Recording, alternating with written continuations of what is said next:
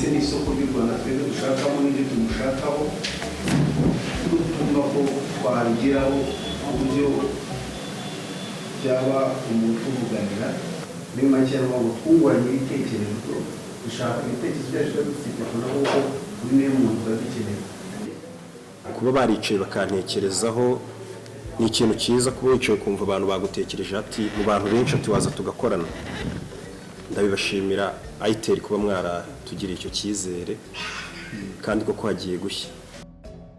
Ikindi navuga ntago Itel baje gusa ngo bambwire ngo dukorane nanjye mite mvuga nti koko tugende dukore, kuko ntago ari buri muntu ukubwiye ngo mujye gukorana nawe uhituhaguruka ngo ugiye gukora kuko wenda hari ibyo bari kuguha.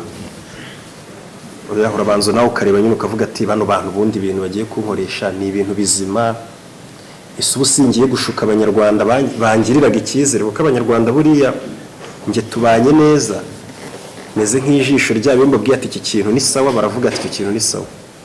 Urumva rero ntago Itel yari kuza gusa ngo imbwire ngo tugiye gukorana nanjye mite mpaguruka ngo tugiye gukorana. Tumaze iminsi tunoza ibintu, nabanje no gufata igihe cyo kubanza kureba ese ibintu kuko bakora ubundi bimeze neza cyatugiye kubeshya abanyarwanda. Maze gusanga rero telefone zabo kuko nkuko babivuga na service yabo kuko biri ku rwego mbona ko buri munyarwanda akwiye kubaho ubwo atunze telefone ya Itel, nibwo navuze nahubwo bano bantu n'abantu beza bo gukorana.